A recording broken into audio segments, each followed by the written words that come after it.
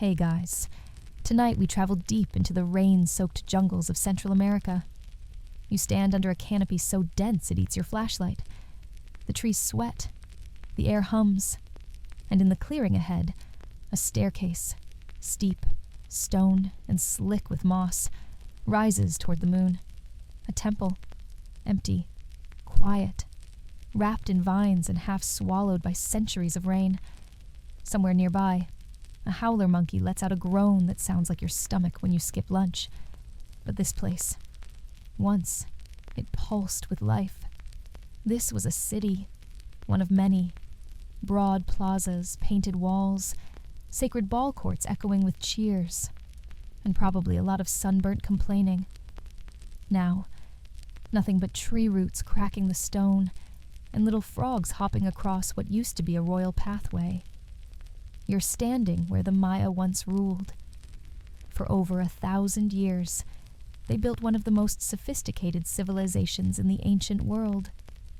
They had astronomers who could chart Venus with terrifying accuracy, priests who bled themselves with stingray spines to keep the cosmos spinning, and architects who aligned entire cities with the stars, while somehow never inventing the wheel. And then, they left. Or more accurately, many of their cities were abandoned. The great lowland capitals like Tikal, Copan, and Palenque slowly emptied out, like a dinner party gone awkward. By the time Europeans arrived, the grand temples were overgrown, and only the wind and cicadas remained to sing their stories. You probably wouldn't have survived here. The humidity alone is enough to make your eyebrows sweat. But for 1,000 years, millions did. And then something shifted. No one sent a memo. No big final battle. Just silence. So, before you get comfortable, take a moment to like the video and subscribe, but only if you genuinely enjoy what I do here. And if you're already curled up in bed, post your location and what time it is where you're listening. I always love seeing where this sleepy little community reaches. Now, dim the lights, maybe turn on a fan for that soft background hum, and let's ease into tonight's journey together.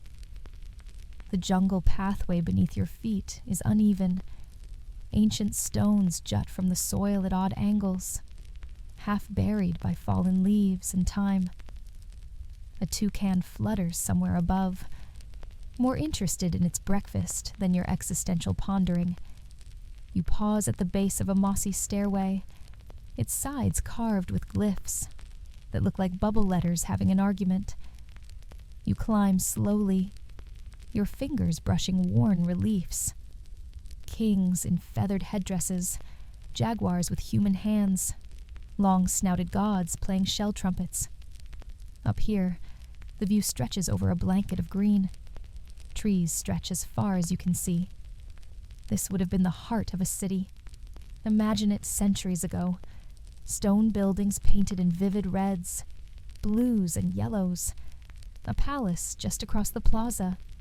Somewhere, incense burns. Somewhere else, a kid probably trips during a ceremony and gets teased about it for years. The Maya didn't live in one unified empire, but in hundreds of city-states, each with its own king, its own rituals, its own problems. They traded, they argued. Occasionally, they threw captives into sacred cenotes. You know, diplomacy. From above, the layout of their cities doesn't feel accidental. Many are aligned with celestial events, the summer solstice, the rising of Venus, or other cosmic happenings that would impress your astrology-obsessed roommate. To the Maya, the heavens were a clock, a calendar, and a neighborhood full of gods who needed regular maintenance. But here's the eerie part. For all their grandeur, many of these cities were suddenly left behind. Tikal, once the bustling capital of 100,000 people, became a ghost town. Palenque, with its glorious temple of the inscriptions, fell silent. Not with a bang, not all at once, but city by city, generation by generation. Historians still argue whether this was a slow cultural fizzle or a series of sharp crises. Some blame drought. Others point to political infighting, environmental degradation, or too many calendar nerds trying to schedule battles based on Jupiter. One thing's for sure. Something changed.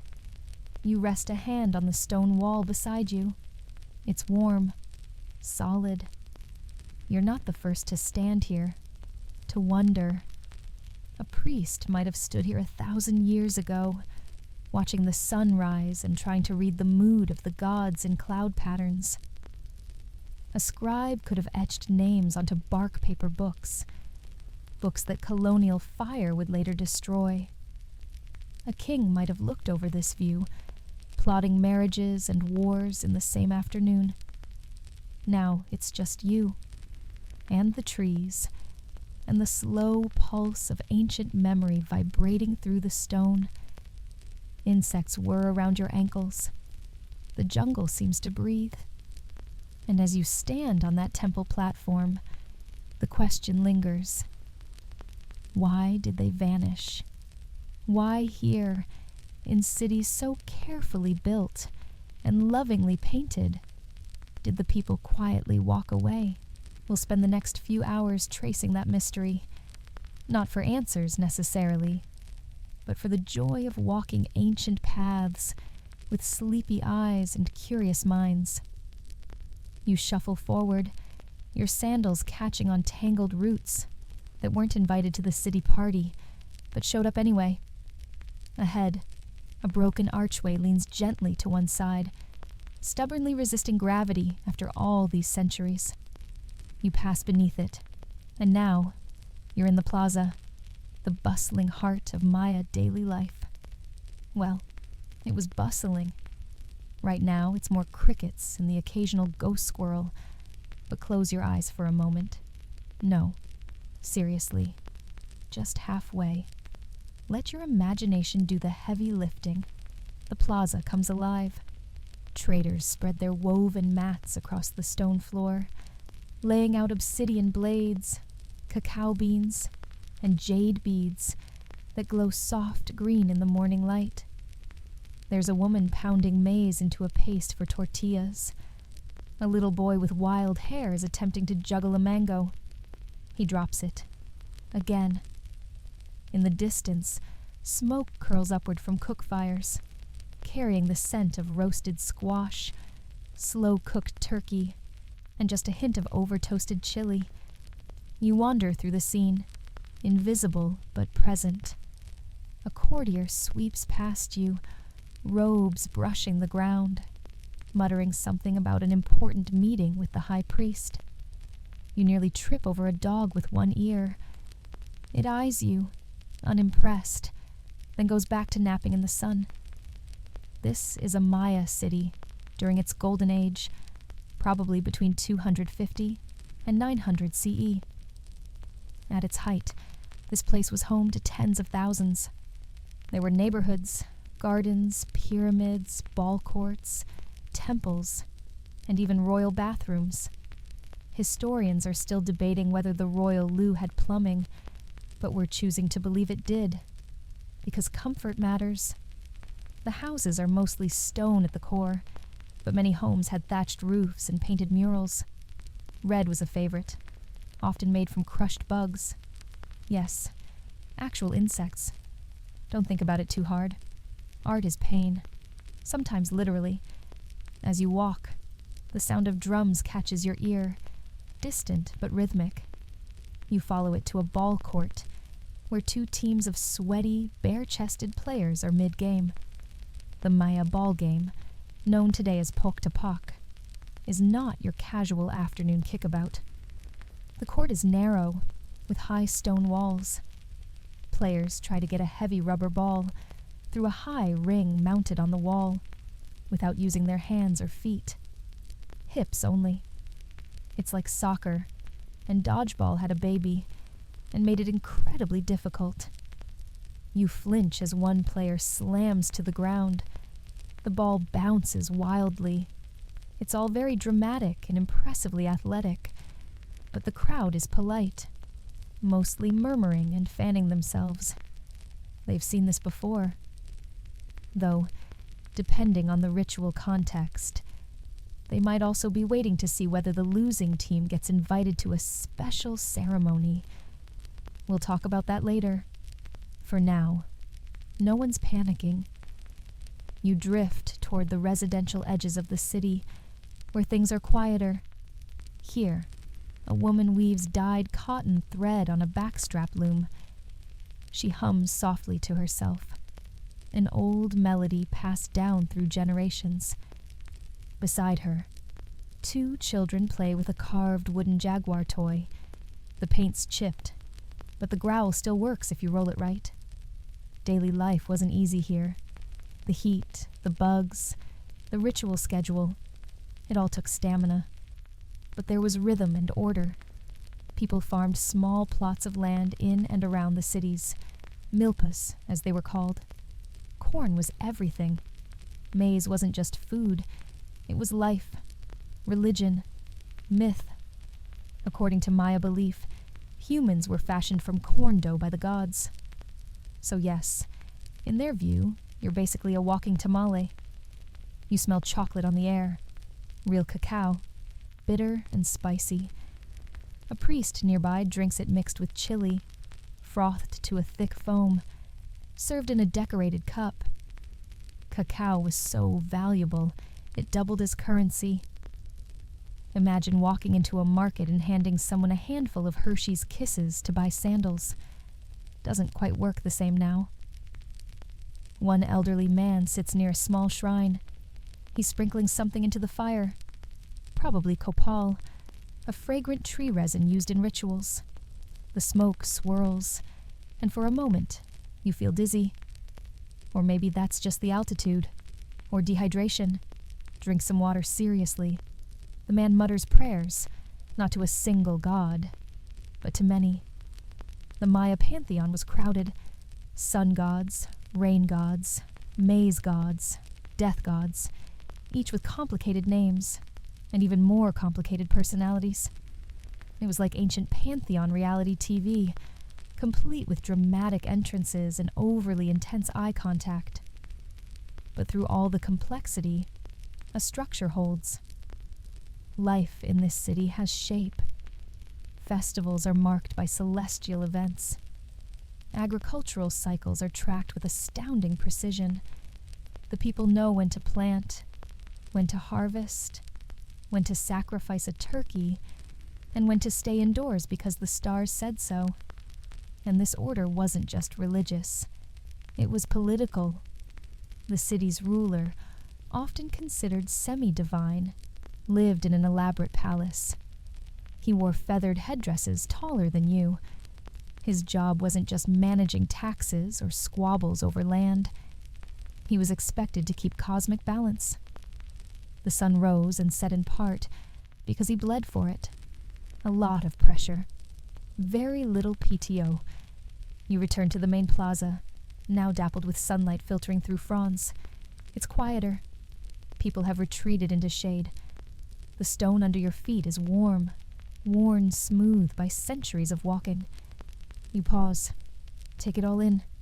The distant drumming, the smell of maize, the laughter of children, the whisper of the gods in the trees. And still, there's that question. How does a civilization with this much rhythm and structure, with this many tamales, eventually slip into silence? You linger near the central plaza, the afternoon sun casting long shadows across the stone courtyards. The heat rises in waves from the ground, shimmering above the sacred ball court like a mirage. But the Maya didn't just build temples and toss rubber balls for sport. They had something even more powerful, an obsession with time. You feel it everywhere. The buildings are aligned just so. The shadows of pyramids trace precise paths at equinox. Every step, every ritual, every festival is timed to the tick of cosmic gears. You glance up at a stela, one of those tall stone slabs covered in glyphs, and realize it's not just bragging about a king's conquests. It's a date, an anniversary, a declaration that the cosmos is still on track, for now. Time, to the Maya, wasn't just about calendars. It was sacred architecture. It was prophecy. It was duty. A scribe sits nearby under a shaded awning, hunched over a bark paper codex.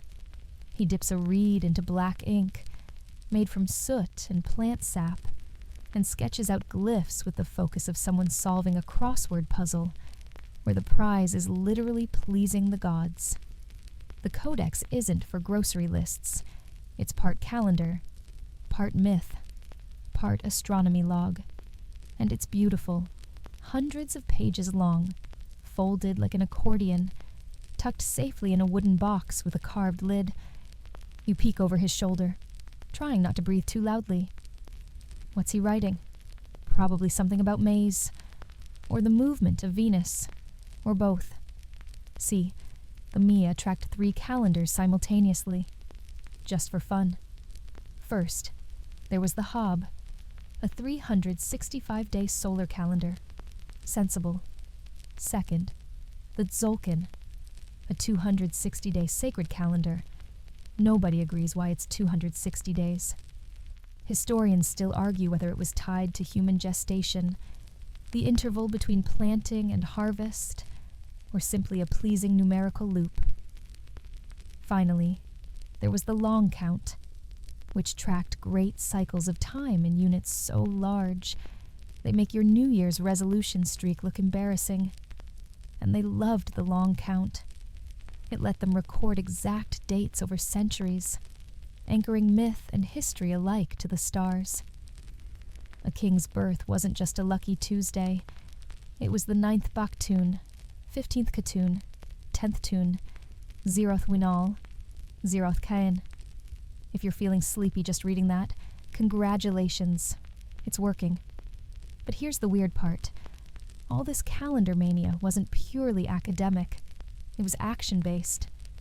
Priests would consult dates to know when to hold rituals, when to crown kings, when to go to war, or maybe just when to stay home and not tempt fate. A solar eclipse? Absolutely not. Time to hide under a bench and offer a turkey. The stars weren't just lights in the sky. They were God's eyes. They dictated politics. Imagine your boss saying, "Sorry, no promotions this month. Mercury's in retrograde, and it's a winal of blood." That's how precise this all was. The Maya could predict eclipses, track planetary movements, and align massive temple complexes with the setting sun at specific points in the year.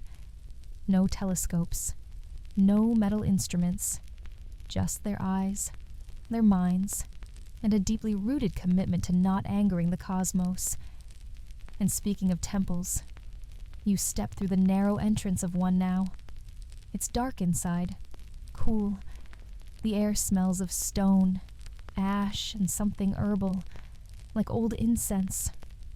You run your fingers along the carvings. Feathered serpents, maize gods, jaguar priests. There's a story here, or a warning, maybe both. In the center, an altar sits beneath a narrow shaft of sunlight. Above, a tiny hole in the ceiling aligns with the sun only during the equinox. That's right. They built a skylight just to celebrate the earth, not wobbling too much. You sit beside the altar and close your eyes. The space hums with mathematical confidence. Every brick, every glyph, every shadow on the wall knows where it belongs. And yet, even with all this order, all this calculation, something slipped. You open your eyes. Maybe the gods stopped answering. Maybe the calendars stopped matching reality. Or maybe the people just stopped listening. You imagine the scribe from earlier, frantically copying dates while his neighbors pack up and leave.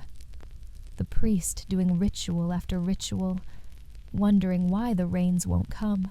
The obsession with time, while powerful, may have also been a trap. When the heavens failed to deliver, or when human events no longer matched the math, panic could follow. The divine balance was broken. And who do you blame when the universe falls off schedule? That's the tension you feel, humming beneath the smooth veneer of these city walls. The Maya built a world so precise, it had little tolerance for cosmic improvisation. And when the stars no longer cooperated, the human structures began to fray. A soft breeze moves through the temple door. Outside, the cicadas drone like a ticking clock. The sun shifts, casting a sliver of light across the altar, marking time in silence. You rise slowly, leaving the cool darkness behind, and step back into the plaza. A woman selling cacao drinks chuckles at a child who's dropped his cup. A trader bickers about the price of obsidian. Life goes on. But just beneath the surface, the gods are watching. The calendar turns. And somewhere out there, beyond the city's edge, the jungle waits. You leave the temple behind, the heavy scent of copal smoke still clinging faintly to your clothes. The sun is now lower in the sky, casting a golden hue across the plaza stones. But you're headed out of the city center now, along a well-worn causeway that stretches straight as an arrow into the trees. The Maya called these roads Sakbiob, literally, white roads, and they were covered with white limestone that gleamed in the moonlight. They built hundreds of them, crisscrossing cities, ceremonial centers, and outlying settlements. Some went on for dozens of miles. No carts, no wheels, no horses, just foot traffic, human shoulders, and determination. Honestly, if you ever complain about your morning commute again, just remember some Maya trader once walked barefoot, carrying 40 pounds of obsidian for 3 days straight. The path leads you to another structure. Not a temple this time. Something quieter, more domestic. This is where the architecture really starts to impress. Not with size, but with how it was all done. You run your hand across a stone wall. Smooth, fitted, no mortar. These stones were chiseled to perfection using nothing but stone tools. That's right. No iron, no bronze, no fancy chisels.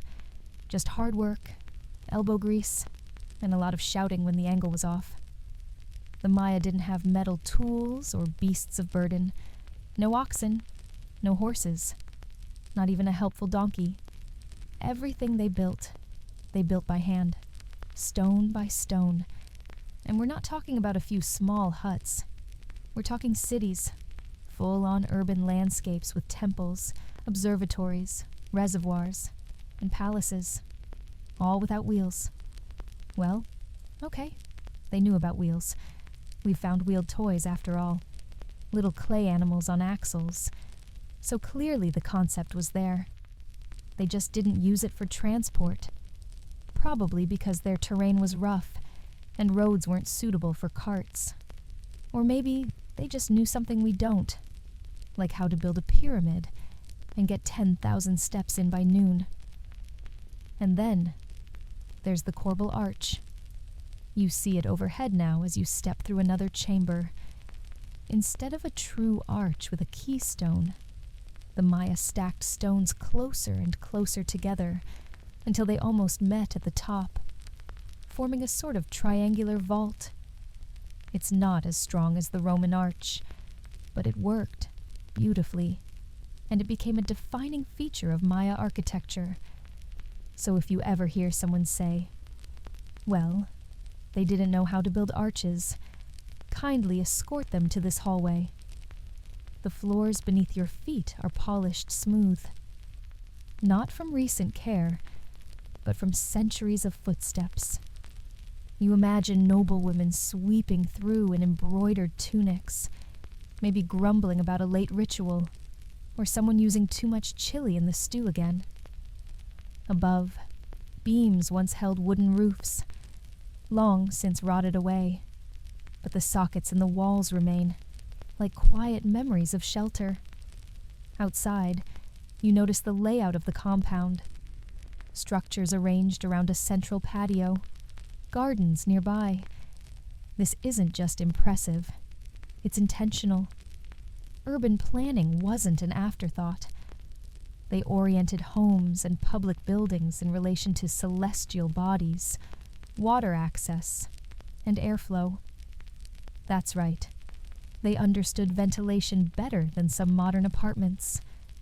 Historians still argue whether Maya cities were densely populated or more suburban, with scattered housing around a ceremonial core. But recent LiDAR scans, fancy aerial tech that sees through trees, have shown sprawling networks of homes, terraces, roads, and farmland. The jungle hid it all, but it's still there. A ghost grid beneath the leaves. And the reservoirs. Oh, the reservoirs.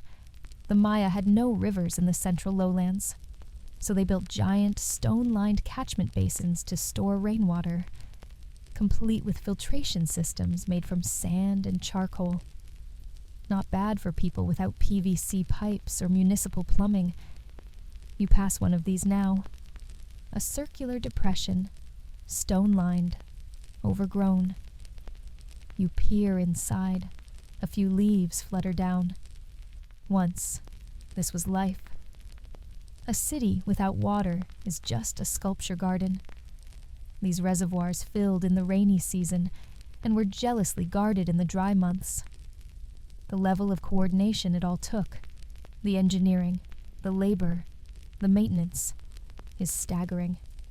And yet, the whole society functioned without wheels, without iron, without pack animals. It's not that they lacked innovation. They just innovated differently. A whisper of wind moves through the trees, rustling the canopy. Somewhere, a bird cries out, a shriek and a cackle all at once. You pause. Everything feels ancient and stubborn, like the jungle itself is watching, remembering. Then, a fringe detail catches your eye. Carved into a lintel beam is a scene. Two nobles facing each other, both holding what looks like fans. But they're not fanning themselves. They're fanning a bundle. Inside it, maybe royal regalia, or maybe a newborn king, or a deity statue. No one's quite sure. Maya iconography is detailed, but not always self-explanatory. You're left to interpret, to wonder, and that's part of the fun. Every stone, every carving, every oddly shaped plaza might mean something, or nothing, or something historians haven't agreed on yet. That's the joy of slowly walking a dead city, the sense that you're trespassing through time, picking up bits and pieces that never expected to be understood. You sit on a ledge, taking in the view. The buildings are quiet. The jungle is louder now, crickets tuning up, parrots squabbling, frogs testing their night voices. For a civilization without metal, wheels, or draft animals, the Maya accomplished architectural feats that still inspire awe. They built for the stars, for the seasons, for the gods, and for each other. Their cities weren't monuments to individual rulers. They were woven into the rhythms of the earth and sky. And even now, as the jungle reclaims what was once so carefully planned, you can still feel it, the intention behind every stone. You stretch your legs and stand, brushing a few leaves from your lap as you leave the quiet courtyard behind. The jungle path narrows again, curling around collapsed buildings and the knobby roots of trees that seem to grow out of the stone itself. You follow the faint scent of incense and something coppery. You're not alone here. Up ahead, a small pyramid rises, more intimate than the towering temples you've already seen. Its stairs are narrow, steep, meant to slow your ascent, to remind you that this place is sacred. You climb slowly. The top is flat, exposed to the open sky, and there's a low altar at its center, blackened, scorched, cracked from centuries of sun and ritual. This, you realize, is where things got serious. Maya religion wasn't all flower garlands and cloud gazing. It was deeply rooted in reciprocity. The gods gave life, rain, and corn, but they expected something in return. That something, more often than not, was blood. Now don't panic. You're not about to witness a horror show. The Maya were as ceremonial about bloodletting as you are about brewing the perfect cup of sleepy time tea. There were rules, precision, symbolism, and a whole lot of stingray spines. Yes, stingray spines. You crouch beside the altar, imagining the scene. A priest, or maybe a royal figure, kneeling in solemn quiet. The spine, a long barbed needle, is passed through a pierced earlobe, a tongue, or in some cases, even more sensitive areas we won't dwell on too long, because this is bedtime, after all. The blood is caught on paper or cloth and burned in incense burners, so the smoke could carry it to the gods. The air would have been thick, hot wax, copal, and the sharp tang of sacrifice, but not violence, not cruelty, just duty. You give a little, so the gods give a little. A cosmic trade agreement. And it wasn't just priests. Nobles participated. Queens, too. There's a famous carving from Yaxchilan that shows a royal woman, Lady Kabal Suk, pulling a barbed rope through her tongue to summon a vision serpent. You wince instinctively. But to the Maya, this act was powerful. A bridge between worlds. A personal hotline to the divine. You step away from the altar and wander down the back stairs, where the lesser-known aspects of ritual unfold. Here, in a shaded annex, a few figurines rest on low stone platforms. They represent gods, or possibly ancestors. Sometimes the line between the two blurs. One of them has exaggerated ears and a comically long nose. This is Chak, the rain god. You may want to whisper a little prayer to him, especially if your weather app is unreliable. Chak was revered, feared, and frequently appeased. No rain? That's a Chak problem. Too much rain? Also a Chak problem. A very busy god, honestly. Another figurine has a skeletal face, one eyeball dangling artfully. This could be one of the death gods, who resided in the Maya underworld, Xibalba. And don't let the spooky name fool you. Xibalba wasn't hell. It was more like a bureaucratic maze full of trials, darkness, and paperwork. Sort of like renewing your passport, but forever. Rituals were the lifeblood of Maya cities. Everything from harvests to war declarations had to be done in harmony with the stars, and often with a little bit of blood. But here's the twist. They didn't always need human sacrifice. In fact, most of the time, it was self-bloodletting or animal offerings. Turkeys were the unlucky MVPs of the Maya world. Historians still argue whether large-scale human sacrifices were as common as once thought, or if Spanish chroniclers just had very dramatic storytelling instincts. You leave the shaded annex and step into a ball court again. It's quieter now. The long, sloped walls rise on either side, like the sides of a drained canal. You look up, and there's the stone ring, still lodged high in the masonry. You imagine the cheers, the grunts, the slap of rubber against flesh and stone. But tonight, no gameplays, just shadows and echoes. The Maya ball game wasn't just a pastime. It had ritual significance. Some games were ceremonial reenactments of mythological events. Others settled disputes. And yes, sometimes the outcome was deadly, but even that's more nuanced than legend suggests.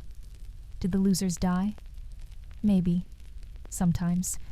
Did the winners get sacrificed? That's a theory too. Historians still argue about it. But what's clear is that the game was sacred.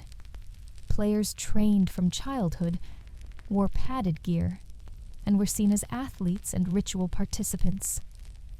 You wonder if one of them ever faked an injury to get out of a particularly bad calendar day. The air grows still. You hear nothing but distant chirps, like the jungle has drawn a breath and is waiting to exhale. You sit at the edge of the court, feeling the slope under your hand. The stone is worn smooth, not by erosion, but by touch, by people, thousands of them, generations watching games, cheering, praying, mourning, and beneath it all, blood, not in a sinister way, but in a cosmic one. Blood is offering, blood is connection, blood is conversation with the gods. It's tempting to think of this as something dark, something foreign, but the Maya weren't cruel. They were committed to a worldview in which life and death were woven together like threads in a loom. You eat because something dies. You live because the gods do. You bleed because it keeps the stars on track. A soft breeze flutters the leaves. You lie back, letting your spine rest against the warm stone of the court. Overhead, the sky deepens. A single star twinkles. Maybe Venus, beloved of Maya astronomers. Maybe just a satellite. Either way, it's watching you, and you feel somehow still part of the great ritual. You rise slowly from the ball court, stretching your back and brushing off a few leaves. The air is thicker now, the sun low and heavy, and the shadows stretch long across the stone paths. The silence here feels different, like something just happened, or maybe is happening, just too slowly to see in one lifetime. You follow a smaller path away from the central court, a trail that curves toward the administrative heart of the city. You're stepping into palace territory now. Less ceremony, more paperwork. Or whatever the Maya version of paperwork was. Probably hundreds of codices detailing tribute, land ownership, and who had the right to wear what feathered cloak on which day of the week. The palace looms ahead. Not a single grand structure, but a sprawling multi-level complex with courtyards, stairways, and narrow rooms that smell faintly of limestone dust and ancient ambition. You walk its corridors, and you can feel it. Power used to live here. Maybe not the flashy kind, but the kind that made decisions. Some wise, some less so. And right away, you sense a tension in the walls. Something unsettled.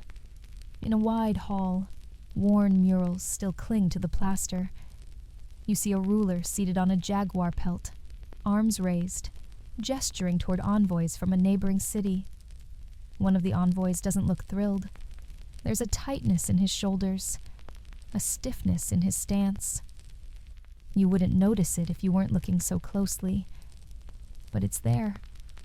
A whisper of resentment, or maybe fear. The artist captured something real.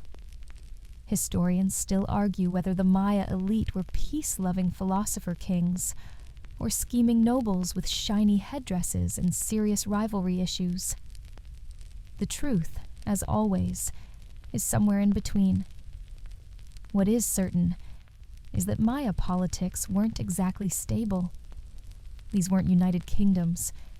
Each city-state operated independently, with its own dynastic line, its own ambitions, and occasionally, its own grudges.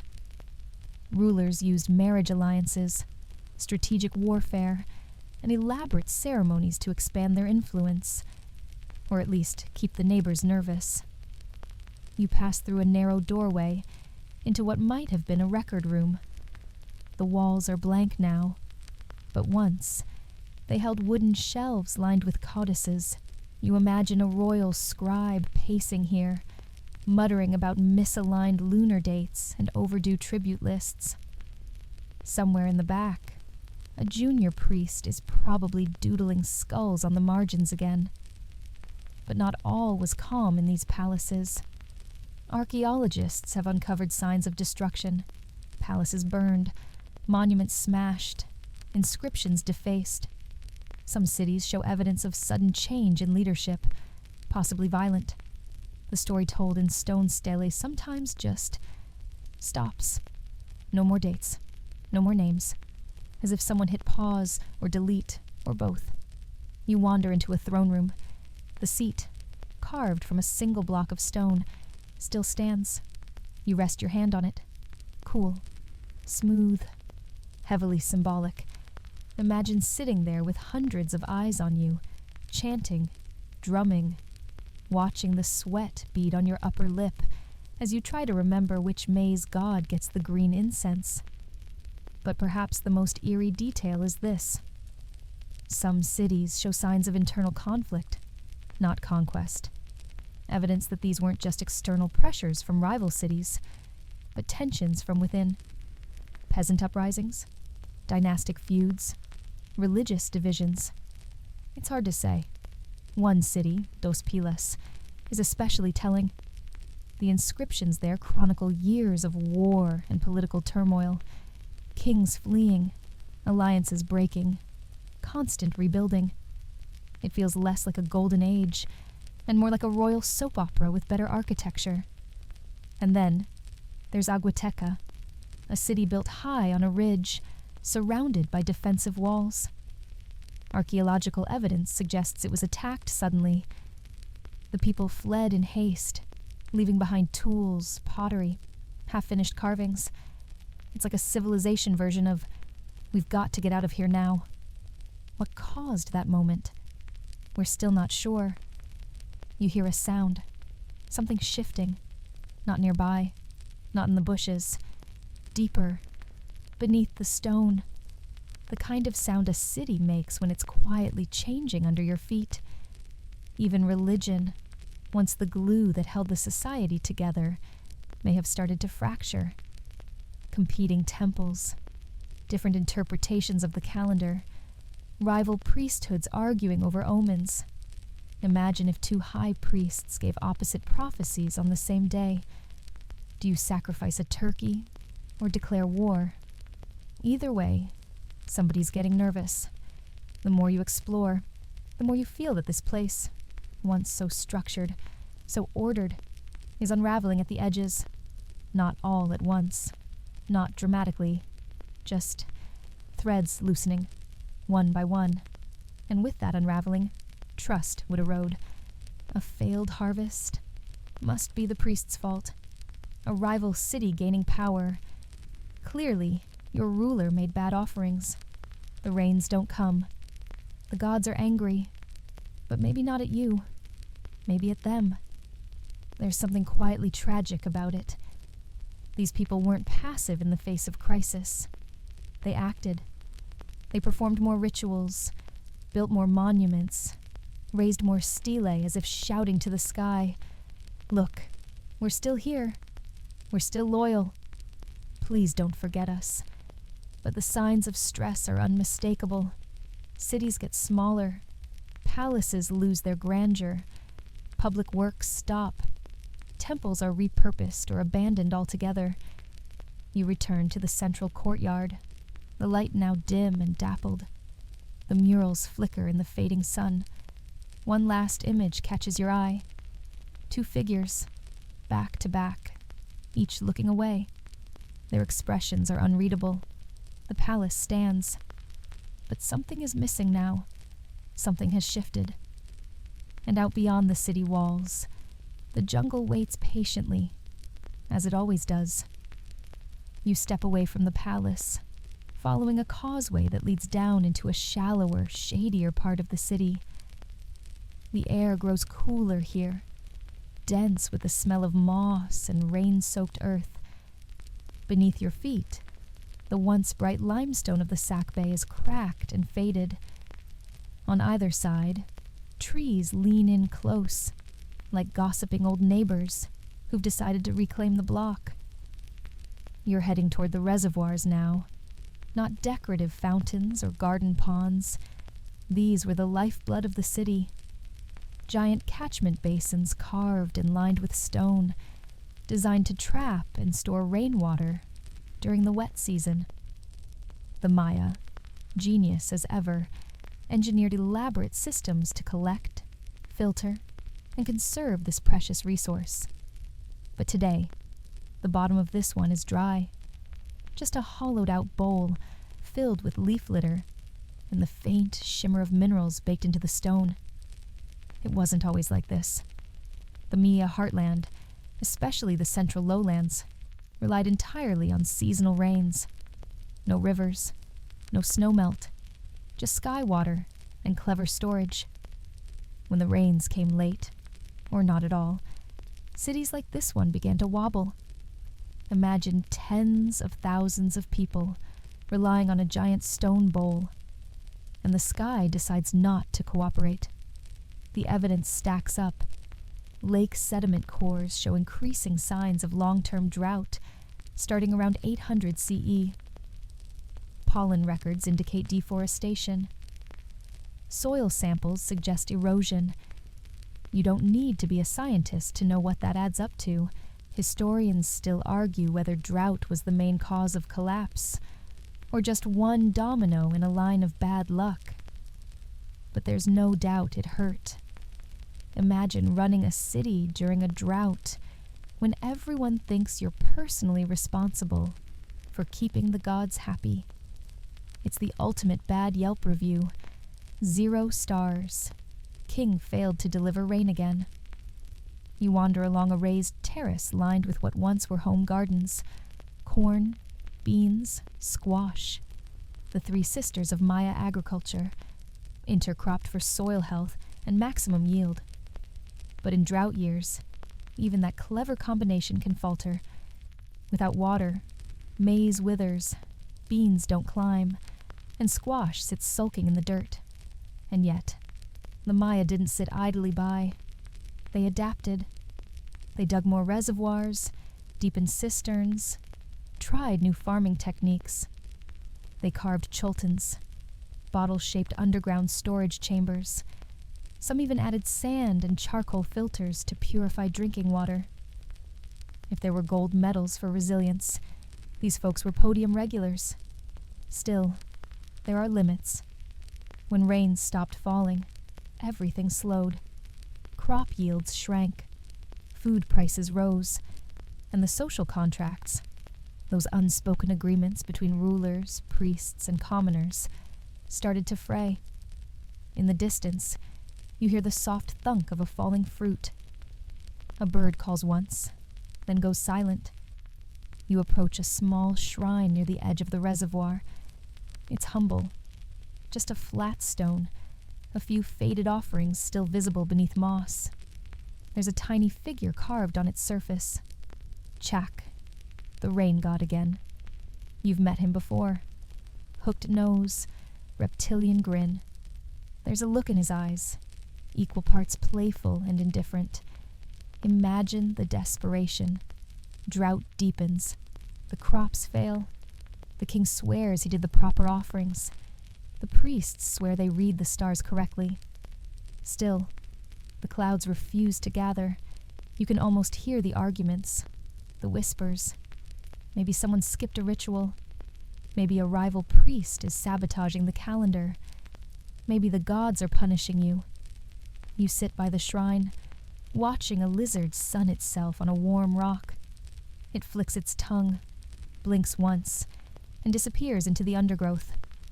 Time moves strangely here. Slow, sticky, like syrup on a hot day. One small city after another began to shrink. The people didn't all vanish. They likely migrated, scattering to smaller villages or higher elevations with more reliable rainfall.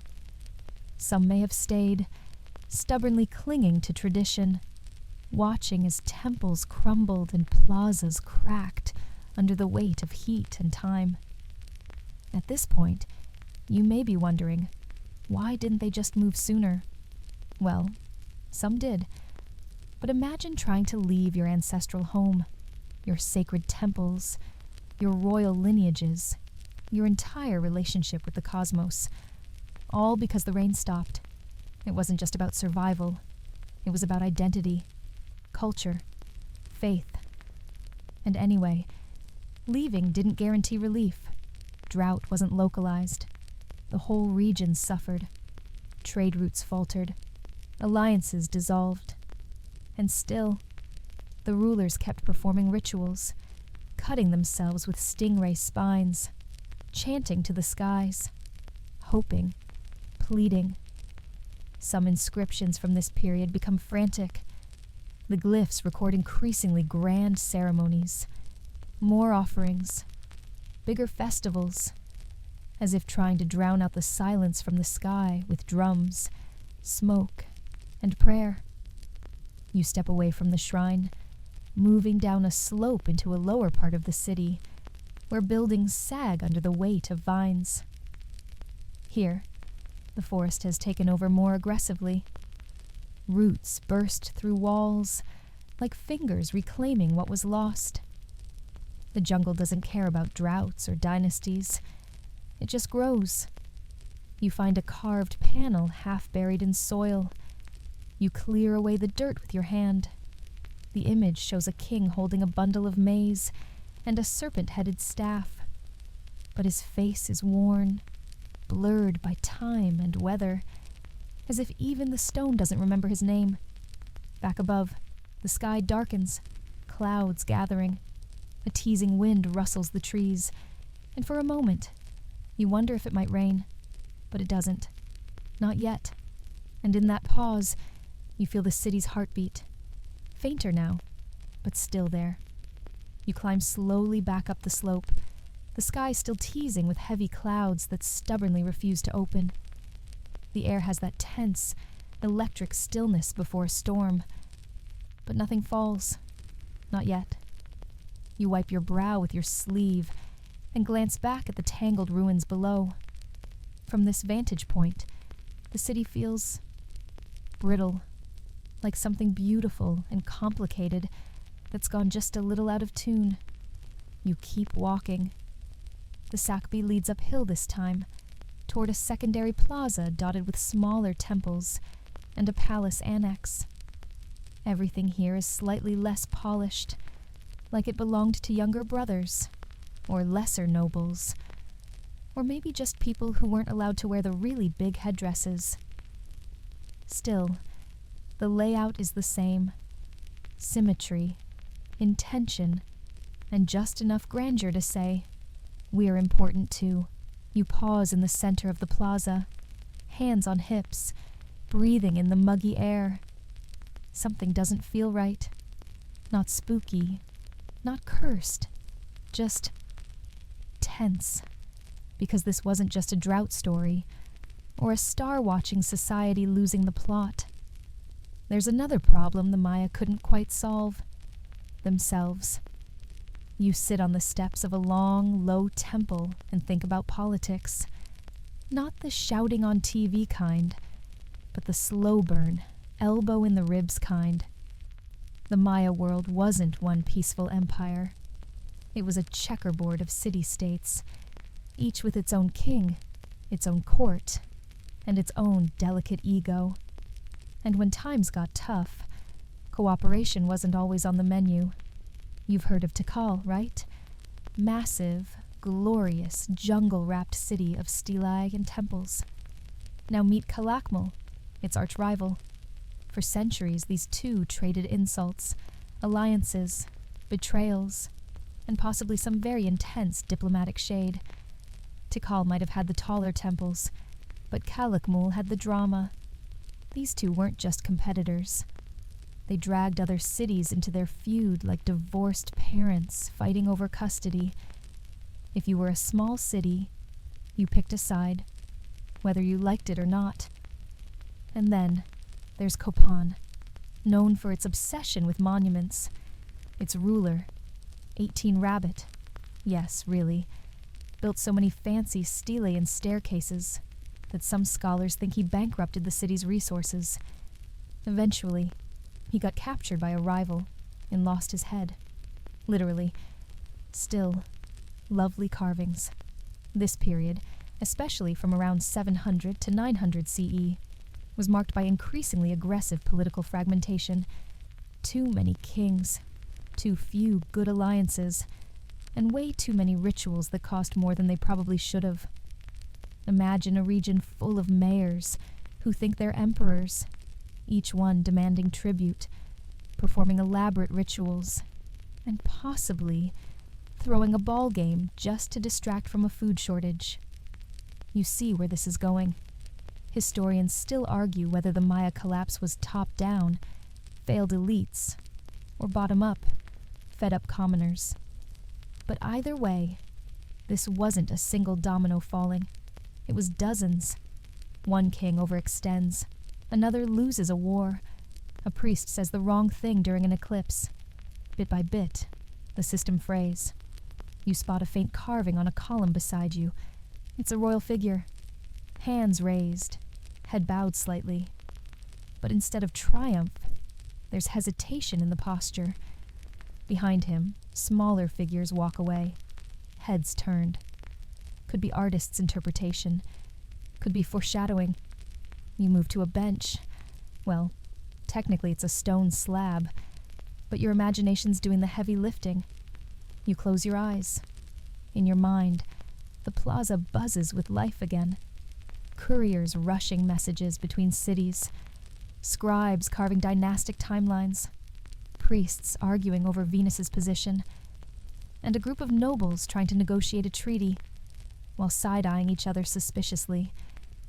And yet, despite all the ceremonial flair, the masks, the incense, the feathered cloaks, they were still people. People who got petty, who held grudges, who made bad alliances and worse decisions. You wander toward a smaller temple, one with oddly thin steps and decorative panels, showing processions of nobles bearing gifts. One carries a jaguar pelt. Another has cacao beans. A third seems to be offering a frog. Bold move. You wonder if that was symbolic, or just the result of someone forgetting their actual gift. It's easy to imagine things spinning out here. In an interconnected world built on careful ritual, shared beliefs, and elite coordination. All it takes is a few bad seasons and a few bad rulers to start the dominoes. Add drought, resource pressure, and political arrogance, and suddenly, no one's willing to cooperate. You step inside the temple, just a small chamber, half collapsed, but still cool and quiet. A niche in the back wall holds a single glyph, worn down to near abstraction. But you recognize the spiral pattern. It's a Khatun marker, a 20-year period in the long count calendar. The Maya loved anniversaries. Every 20 years was worth a full-blown celebration, assuming there was still anyone left to celebrate. Out in the plaza, the shadows are longer now. A few monkeys bark in the distance, shaking branches. A breeze picks up, rustling leaves like whispered arguments. The air feels charged again, but not with drama, with memory. You think about all the cities, Tikal, Copan, Palenque, Caracol, Dos Pilas, each with its own rise, its own decline. Not all fell at once. Some held on longer than others. Some adapted. Others vanished almost overnight. But a pattern emerges. The bigger the city, the harder the fall, the more elaborate the rituals, the more fragile the trust. And when that trust cracked, when kings couldn't produce rain, when priests couldn't explain why Venus wasn't behaving, when alliances frayed, the people left. Not because they gave up, but because they couldn't keep up. You step back out into the open. The plaza is quiet again. Somewhere behind you, a branch snaps, just an animal, or the jungle shifting again. You walk on, thinking about how civilizations end, not always with fire or conquest, but sometimes with too many kings and not enough corn. You follow a narrow trail now, one less ceremonial and more practical, flanked by low stone walls, half swallowed by vines. This isn't a grand boulevard meant for royal processions or lavish parades. This is the kind of path someone took quietly, with a satchel over one shoulder, maybe heading out to a farm plot, or leaving behind a city that no longer felt like home. There's a hush here, not just the jungle kind, but a human kind, a leaving kind. You pause at a small, collapsed structure, barely more than a stone platform now. Once, maybe it was a workshop or someone's home. You sit for a moment, running your hand over the mossy edge, and let your thoughts drift forward to a moment in Maya history when the leaving had already begun. It didn't happen all at once. There were no grand announcements, no royal decrees that said everyone pack up and head for the hills. The cities didn't collapse like movie explosions. They emptied slowly, in uneven rhythms. First the outer neighborhoods, then the central plazas, and finally the temples themselves. A priest chants alone to an altar that no longer hears. The jungle didn't rush in like a tidal wave. It crept. Little by little, trees began pushing through the cracks. Vines tugged at roof beams. Roots curled through stone walls. And the people, what remained of them, faded into the surrounding countryside. Some moved to smaller towns. Some returned to subsistence farming. Others may have tried their luck in more stable regions. The cities, once meticulously planned, slowly lost their shape. Roads blurred into forest. Ball courts became hollows filled with leaf litter. Temples stood in silence, no longer measuring the shadows of solstices, but catching the drip of rain through broken ceilings. You wander now through one of these fading neighborhoods. The buildings here are simpler, the stone walls shorter, the glyphs fewer. This is where the artisans lived, the workers, the people who made the incense, shaped the tools, ground the pigments. Their stories were rarely carved in stone, but they linger in the layout of the rooms, the worn thresholds, the little caches of tools found buried beneath floors. You duck beneath a sagging doorway and step into a long abandoned kitchen, or something like it. There's a raised hearth, charred stones, a broken metate, used for grinding corn. You imagine someone centuries ago, kneeling here and working dough with sore hands, humming softly to the rhythm of the stone. But even here, among the quietest spaces, the signs of unraveling appear. Some buildings were left mid-renovation, half-finished walls, abandoned tools, a sense of someone stepping out for a break and never coming back. There's no destruction here, just abandonment. You stand in the doorway and look out across the ruins. What once were neighborhoods are now tangled groves, ceiba trees, tall, ancient, sacred to the Maya, rise like green towers through collapsed rooftops. Birds nest where banners once hung. The jungle didn't conquer this place. It reclaimed it, patiently, tenderly. Historians still debate how much of the population disappeared and how much simply relocated. After all, the Maya didn't vanish. Their cities thinned, yes, but their people endured. Still, the symbolic weight of these empty capitals was enormous. To leave a city wasn't just to walk away from your house. It was to abandon the cosmic order it represented. And yet, survival meant adapting. The Maya didn't give up. They moved into new ecological zones, shifted to smaller, more sustainable communities, reimagined their rituals, trimmed their royal lineages.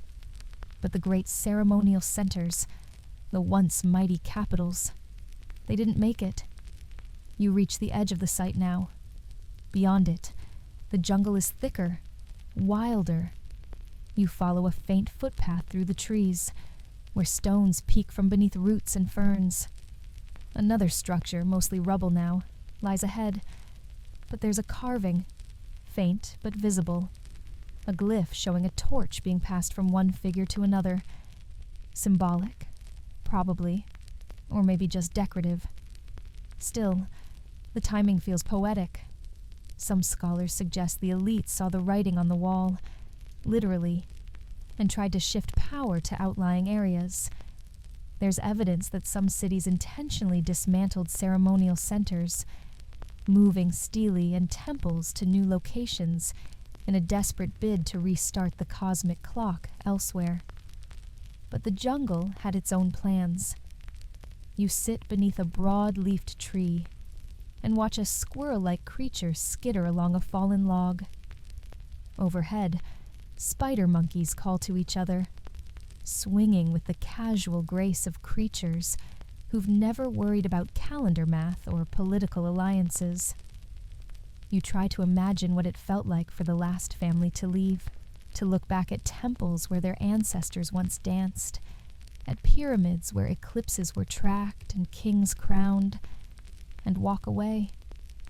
Maybe they believed the gods had moved on, or maybe they just wanted better soil and fewer mosquitoes. There's no grand conclusion to this part of the story. No enemy at the gates. No final battle. Just time, weather, politics, and the slow shuffle of feet on stone as the people quietly disappeared into the trees. The jungle hums now. Not loud, not intrusive.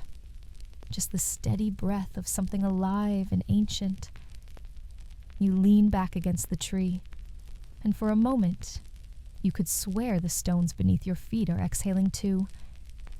You remain still beneath the tree, eyes half closed, listening to the hum of insects and the far-off call of a bird that might just be mocking your slow progress.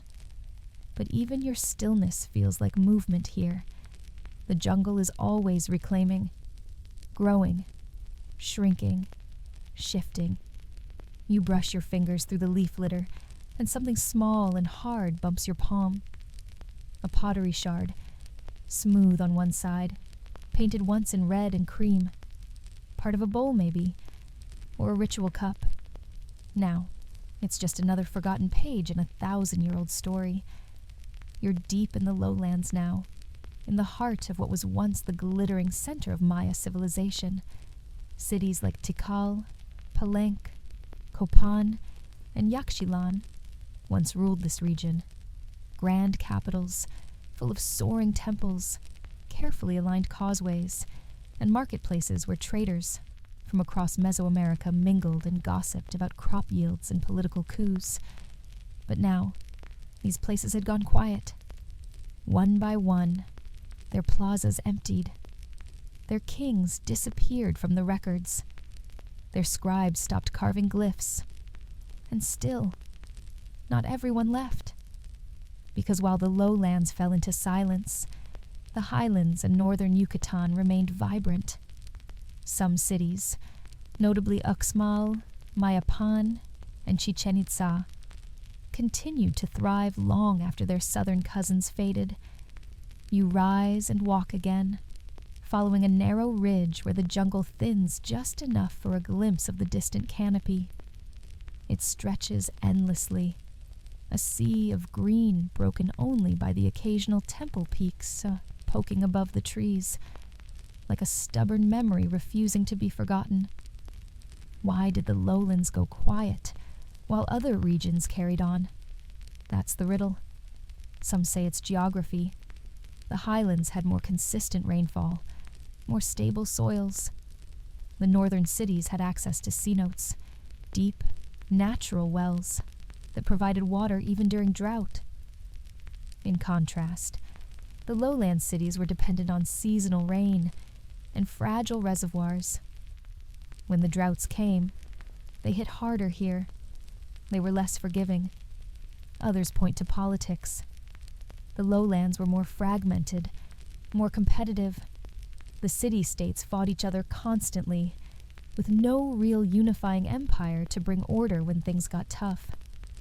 The North, by contrast, developed looser confederations, more flexibility, less grandeur, maybe, but more survival. Historians still argue whether this was a collapse or simply a reconfiguration. Some say it's a mistake to talk about the Maya collapse as a single event. It was more like a long, uneven hum, frequencies rising in one place, dropping in another. You stop beside a low wall that once divided a household compound. Beyond it lies a cleared terrace, dotted with low stone foundations. Not much to see, just mossy stones and shallow steps. But once, this was a home. The way the walls frame the view suggests someone thought carefully about it. Maybe they liked the sunrise here, or the shade in the afternoon. You can almost see a family sitting together, grinding corn, telling stories, watching the weather with cautious hope. And maybe they were the last ones here. The signs of final habitation in some cities come with eerie detail. A sudden halt in monument carving, pots left behind, unbroken, tools resting where they were last used. No signs of war, no mass graves, just a sense that people stood up one day, looked at each other, and said, "It's time." You walk the length of the terrace and find another altar, smaller than the grand ones, but still carved with care. It faces the east. That was important. The Maya aligned many structures with celestial events: the rising sun, the Venus cycle, the solstices. To them, the world was ordered in space and time. When that order began to wobble, when the rains didn't come, when the gods grew silent, when the kings failed, it wasn't just a crisis. It was a cosmic crisis. Imagine living in a world where the sacred calendar no longer matches what you see outside your door. You offer prayers, blood, jade, cacao. Still, the fields crack and the stars seem off. What do you do when the entire foundation of your reality begins to unspool? You move on. That's what they did. Many of the people who left the lowlands didn't disappear. They resettled. They adapted. Some likely moved to towns that still held power. Others may have returned to more rural, self-sustaining ways of life. The glitter of empire faded, but the culture endured. You stop at the base of a ruined temple.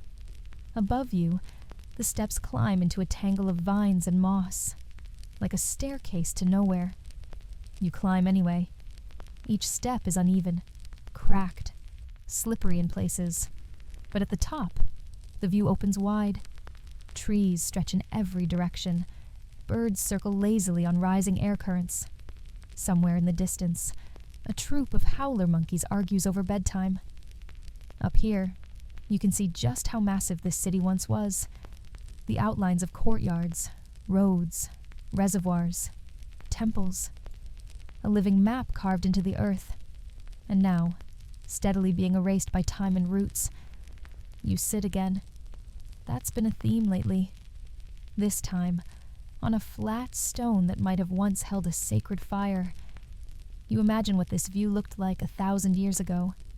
Bright banners, crowds of worshippers, priests in feathered cloaks, a king standing tall, offering his own blood to the sky. The chants, the drums, the scent of burning copal, and then silence. Not sudden, not explosive, but gradual. A city forgetting how to be a city. People leaving not out of panic, but practicality. You listen to the jungle again, to its rustling breath, and you realize something simple. The Maya didn't vanish. They shifted. They shrank. They changed. The lowlands went quiet, but the story wasn't over. It was just continuing elsewhere. You descend from the temple slowly, legs stiff from sitting, and the stone steps slick with centuries of moss. The forest doesn't rush you. Nothing here does. You follow a path that feels older than memory, half visible beneath the ferns, as though it's not quite sure if it should still exist. This trail winds north, toward the next chapter of the Maya story, one not carved in stone or told in glyphs, but whispered in foreign tongues and written down by outsiders who didn't always understand what they were seeing. Because centuries after the lowland cities fell silent, new footsteps arrived in the jungle, clinking with armor, speaking Castilian Spanish, carrying maps drawn by ambition more than accuracy. The Spanish. You reach the outskirts of a different kind of ruin now, one not fully Maya, not fully Spanish. A mission building, maybe, or a makeshift fort built atop a former temple base. The stones beneath your feet were laid by Maya hands. The arches above were a European afterthought. And the irony? By the time the Spanish arrived in the 1500s, the classic Maya civilization, the one with sky calendars, stingray rituals, and sprawling jungle capitals, had already faded. The Spaniards expected gold and grand empires like the Aztecs. What they found was something else entirely. Scattered cities, small kingdoms, fierce resistance, and a people who hadn't vanished at all, but who had changed. You walk through the half-ruined structure, ducking under a collapsed beam. There's graffiti on one wall, scratched-in crosses, Latin letters, something that looks suspiciously like a bad attempt at a jaguar. It's a palimpsest of cultures, each one trying to overwrite the other, none fully succeeding. The Spanish chroniclers, priests, and conquistadors recorded what they saw, and, more often, what they thought they saw. They described the Maya as idol worshippers, sorcerers, pagans. They burned books, banned rituals, and tried to hammer square European theology into round indigenous beliefs. And yet, the Maya endured. You find a carved stone repurposed into a stair. On its underside, faint but visible, is a glyph, upside down, once sacred, now just construction material. A reminder of how casually one culture can try to erase another. It didn't work. Despite disease, war, forced labor, and cultural suppression, Maya communities survived the conquest era. Some adapted, some resisted. In places like Petén, Maya groups fought Spanish advances for nearly 2 centuries after the fall of the Aztecs. The last independent Maya kingdom, Tayasal, wasn't conquered until 1697, over 150 years after Cortés landed in Mexico. You pass through a former chapel, open to the sky now, its altar overgrown with moss. A tree grows through the roof, its roots curling through the very place where colonizers once stood and preached. The air feels dense with contradiction, faith, violence, endurance, forgetting. And still, you sense the quiet persistence of Maya culture. In the countryside, families continued to speak Maya languages. They kept planting maize in ritual patterns. They whispered old prayers into the wind. The sacred and the everyday blurred, as it always had. The gods didn't vanish. They just changed clothes.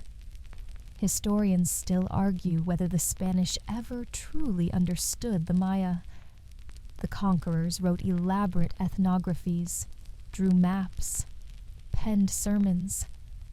But so much of what they saw was already shaped by crisis and resilience.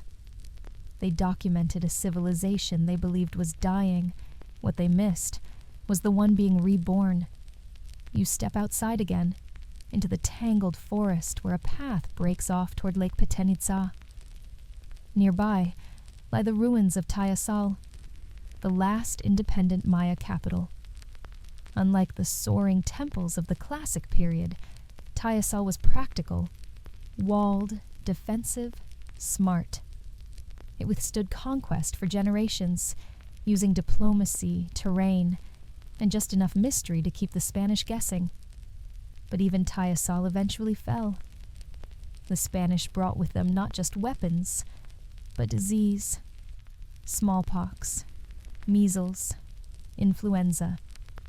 Epidemics swept through indigenous populations long before some Europeans ever set foot in their towns.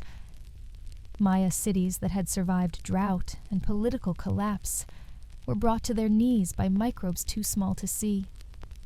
You walk the lake shore, the breeze lifting a hint of moisture off the surface.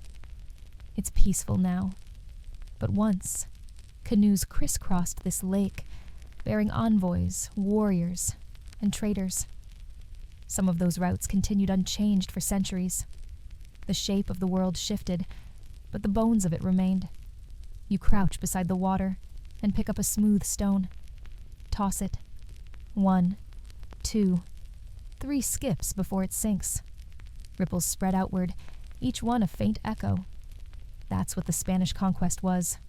Not a single crash, but a series of ripples, disturbing but not erasing.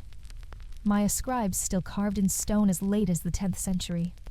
After that, they shifted to other forms. Painted books, codices, made from bark paper, folded accordion style, beautiful, fragile, and tragically, mostly lost. In 1562, Spanish friars burned thousands of Maya books in Mani, believing them to be the work of the devil. Only 4 original codices survive today. 4. You think about all that was lost, not just the pages, but the poems, the dreams, the lineage charts, the calendars. Knowledge passed down over centuries, turned to ash in a single day.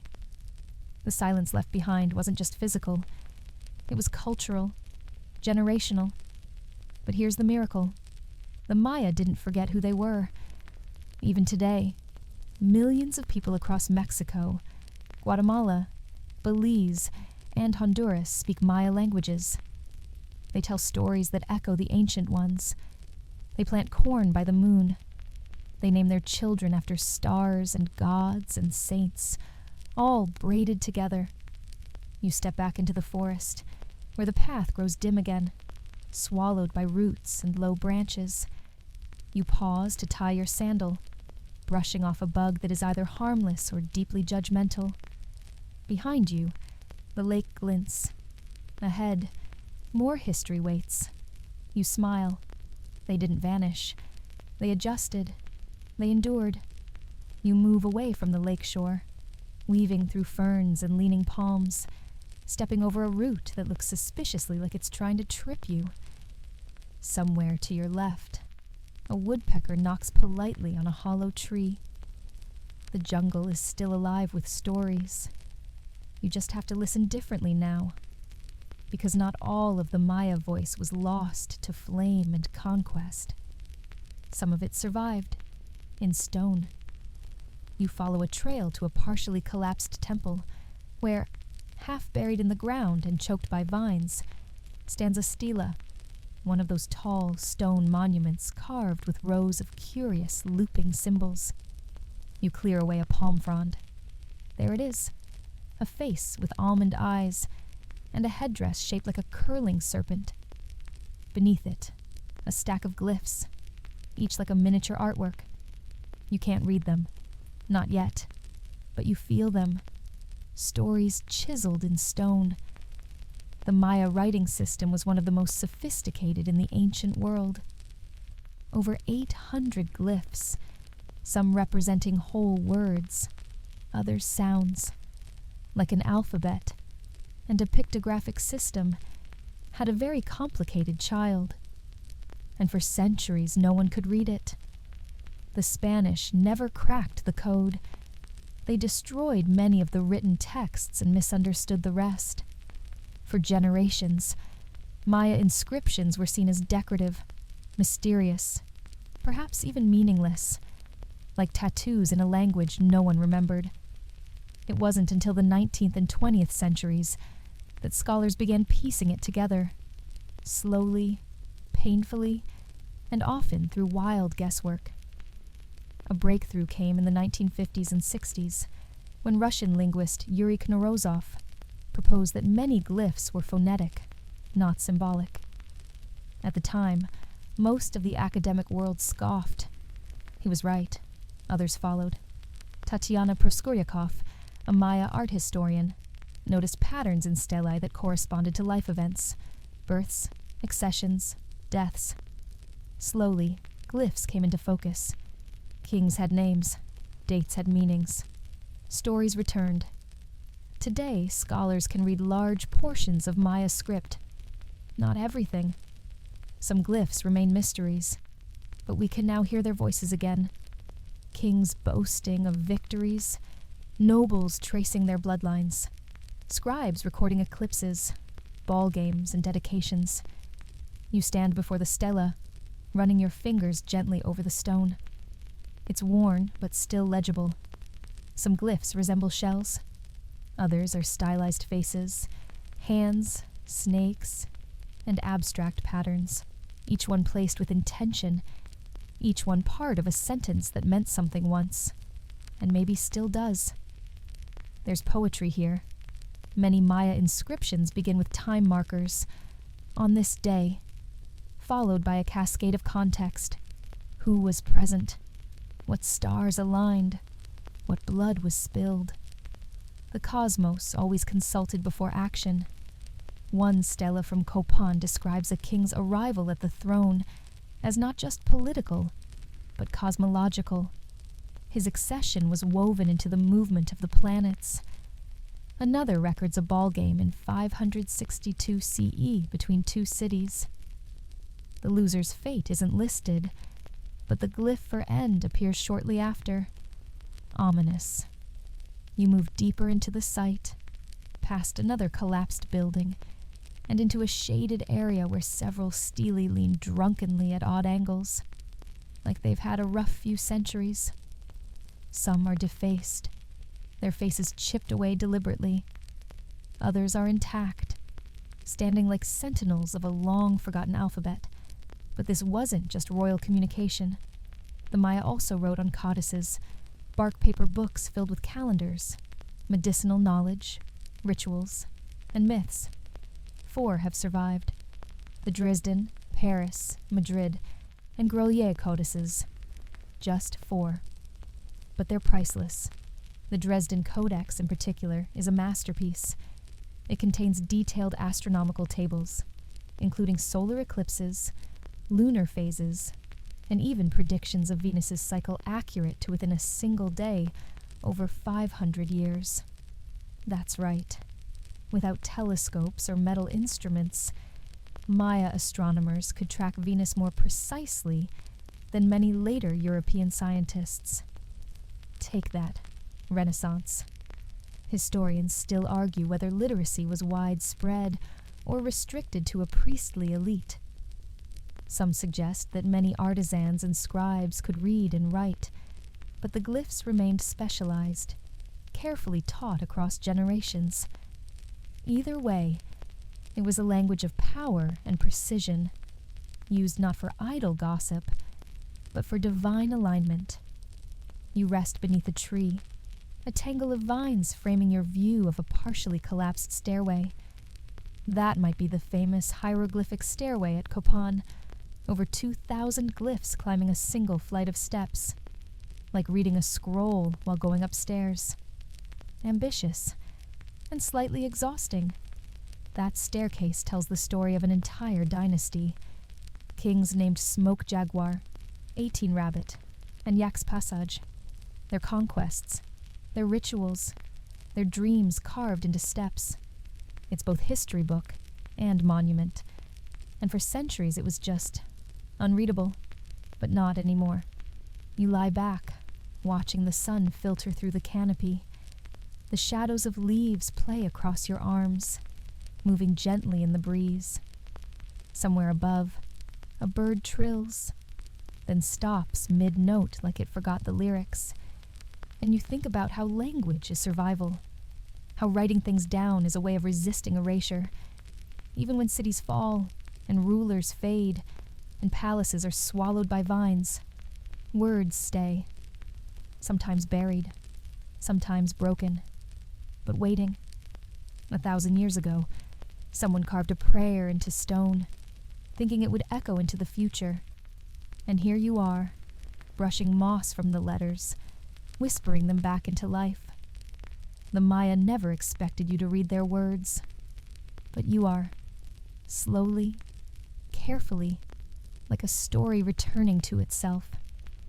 You stay seated a little longer, leaning against the base of a toppled monument, the shadows of vines swaying across your legs. The jungle has grown quieter again, like it's waiting for something, or maybe just listening. And you're listening too, not just to the birds and breeze, but to what the Maya didn't say, or perhaps what they said quietly, because in a world filled with gods, droughts, and collapsing cities, you might expect desperation, fire and brimstone, angry sky beings. The end is nigh. But that's not what you find. You stand and walk slowly toward a courtyard ringed with crumbling altars. The sun breaks through the canopy in golden streaks. This place, too, was sacred. Maybe a shrine. Maybe just a space to breathe between ceremonies. It's hard to say. In all the glyphs and records we've recovered, in the carvings and codices and monuments, the Maya don't blame the gods for their city's decline. There's no great myth of divine betrayal, no final apocalyptic tantrum carved in stone, no flood sent by vengeful deities to punish humanity for arrogance. That's unusual.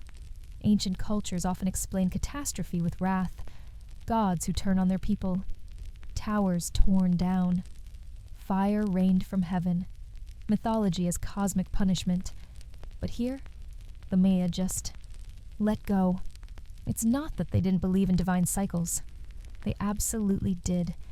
The universe, to them, moved through great ages, each one born, grown, and ended in ritual rhythm. But when things went wrong, when the rains failed, when the crops faltered, when cities shrank, there's no record of a celestial meltdown. Instead, you get silence, a quiet withdrawal from the grandeur of kings and gods, an acceptance, almost, a recognition that the world had changed, and they needed to change with it. Historians still argue whether this was cultural fatigue, religious adaptation, or just pragmatism. But the pattern is clear. Fewer monumental constructions, simpler rituals, a shift from high-stakes ceremony to local household-based practices. You wander toward a small temple platform, half hidden by ferns. A bird flutters out as you approach, leaving a spray of feathers and the faint impression that it was eavesdropping. On the temple wall, you find something unusual. No carved king, no conquering scene, just a series of simple glyphs and a pattern of spirals. Maybe a prayer, maybe just a calendar marking a personal anniversary. It's not grand, but it's intimate. You sit at the base of the platform, watching ants march across a fallen stone. They're working, tirelessly, rhythmically, with a kind of ancient calm. And you wonder if the Maya saw themselves the same way, not as doomed monarchs in a tragedy, but as part of a much larger cycle. In fact, the Maya long count calendar, the one that launched 2012 doomsday memes, doesn't predict the end of the world at all. It simply marked the end of a Baktun, a 144,000-day cycle, and the beginning of another. It was never a full stop. It was a reset button. For the Maya, time was never linear. It was circular. Events echoed. Kings rose and fell. Droughts came and passed. Even cities, left behind, were not forgotten. They might fall silent, yes, but silence wasn't the same as absence. You close your eyes and picture a family sitting around a fire, centuries after a city's decline. The stories are still told, maybe shorter now, maybe stripped of royal names and cosmic drama, but the heart is there. The gods are still invoked. Corn is still sacred, Venus still appears in the eastern sky. It's tempting to call what happened a collapse, but collapse implies finality. A wall falling, a culture ending. What happened here feels more like exhalation. You walk again, weaving through low rubble where houses once stood shoulder to shoulder. There's a broken bench, the outline of a cooking pit, the soft curve of a collapsed wall. Here, too, are signs of adaptation. Some buildings were reused, converted from ceremonial spaces into homes. Sacred turned practical. Or maybe the line between the two just blurred, and the rituals didn't disappear. They evolved. Even today, in modern Maya communities, you'll find ceremonies that echo ancient rites. Offerings of corn, cacao, feathers, prayers spoken in ancient tongues, calendars that still count time according to the old cycles. The gods weren't blamed. The gods stayed. It was the cities that changed. You crouch by a cracked pot half buried in the soil. Rainwater pools inside. You dip your fingers in, cool, still, reflecting a sliver of sky and a few leaves drifting down. It's a perfect metaphor, but you're too relaxed to overthink it. The sun has dropped lower now. Light filters through at an angle that makes everything golden and slightly dreamy. The jungle isn't threatening. It's comforting, like a blanket slowly covering something precious. You look up at one final carving, just a simple symbol etched on a stone wall. A maize plant. No king, no serpent, just a sprouting stalk. Life, and that's the core of it. When the cities emptied, and the monuments stopped, and the rain gods refused to answer. The Maya didn't scream at the sky. They planted corn. They moved on. They endured. And here, centuries later, you're sitting in their footprints, listening, wondering, and feeling very small in the best possible way. You stretch your legs and stand, joints popping softly in the hush. The path you follow now is barely a suggestion, just a faint groove between the trees, lined with scattered stones that once formed the edges of homes, altars, or something in between. The sun's at an angle now, warm and low, coloring the jungle in gold and deep shadow. But tonight isn't just about vanished cities or ancient droughts. It's also about what's still here, because the Maya didn't vanish, not even close. In fact, they're everywhere. Across Guatemala, Mexico's Yucatan Peninsula, Belize, Honduras, and El Salvador, you'll find living, breathing Maya communities, millions of people, speaking dozens of Maya languages, practicing traditions passed down through thousands of years, and quietly embodying one of the most astonishing cultural survivals on Earth. You pause beside a small shrine, newer than the others. Painted wood, a woven cloth draped over the top, marigold petals scattered in front. Someone's been here, not archaeologists, not tourists, locals, still lighting candles, still speaking the names. You sit again, legs crossed, back resting against a cool stone. Let's talk about that continuity. Despite centuries of conquest, colonialism, marginalization, and erasure, Maya culture persisted, not in temples or palaces, but in kitchens, in fields, in whispered lullabies, in embroidery, in corn, especially in corn. It's still sacred, still central. From tamales steamed in banana leaves to atole sipped on cool mornings, corn is more than food. It's identity. Maya cosmology tells us people were created from maize dough. To eat it is to remember who you are. You imagine a grandmother in a modern Maya village, maybe in Quiché, maybe Chiapas, patting tortillas by hand. Her hands have done this motion thousands of times. Her mother's did, and her mother's. Not for tourists, not for preservation, just for dinner. There's something incredibly powerful about that. You wander past a cluster of partially restored buildings. This time, the restoration is obvious. Clean-cut limestone, modern mortar, educational signs. You're at a site where the past and present coexist. Maybe Lamanai, where Christian churches were built atop pyramids.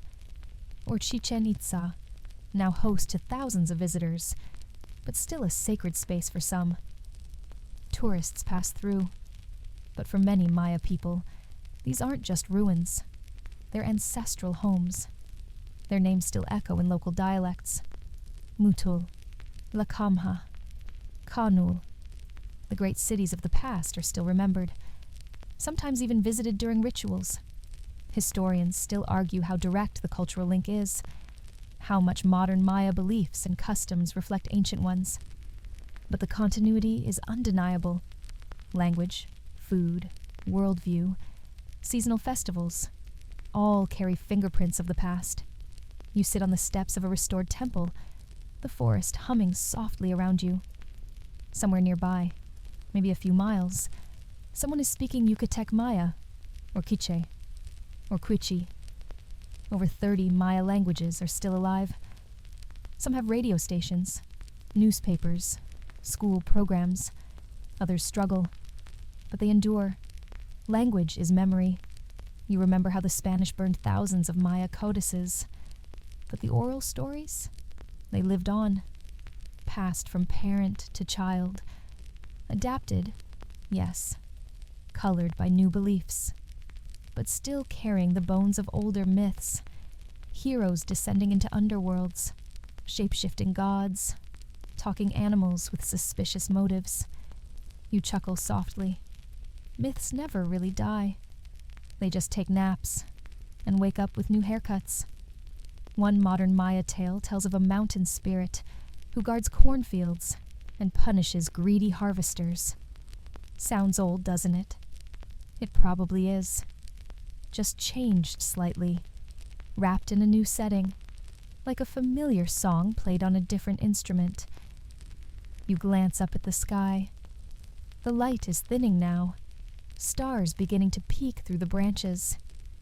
You see Venus, bright, bold, unblinking.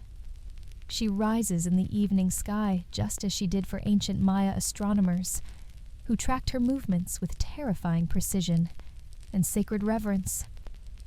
In many Maya communities today, Venus is still watched, still named, still woven into calendars and superstitions. The cosmos didn't end when the cities did. It just got quieter. You lie back, the cool stone beneath you grounding your spine. The canopy sways gently overhead, and in this moment, the timeline collapses. You are not in the past or the present. You're in both. You are a time traveler, guided by stelae, tamales, and the echo of glyphs. This isn't nostalgia. This is continuity. You think about the Maya activists working today to preserve their languages, the women leading textile cooperatives with traditional patterns, the elders teaching younger generations the names of plants, stars, and prayers, the people fighting for land, water, and respect, not just as citizens, but as the descendants of astronomers, poets, and architects who once bent stone and sky into sacred harmony. That's the real Maya legacy, not the ruins, but the resilience. And you've been walking their path, not as a tourist, but as a witness, quiet, respectful, sleepy perhaps, but now more connected than you expected to be. Because while the great cities fell silent, the people kept speaking, and they still do. The forest is full dark now, not menacing, just softly velvet. The kind of dark that makes your eyelids heavier and your thoughts slow to a gentle drift. You follow the trail one last time, not knowing exactly where it leads, but somehow trusting it will take you where you need to go. Ahead, a clearing opens up, and in its center rises a temple, more intact than the others. Still scarred by time, but proud, steady, like a memory that refuses to fade. The steps are steep, but they call to you, and so you climb slowly, one careful footfall at a time. At the top, you sit cross-legged, back straight, eyes fixed on the stars above. The jungle is a sea of sound now.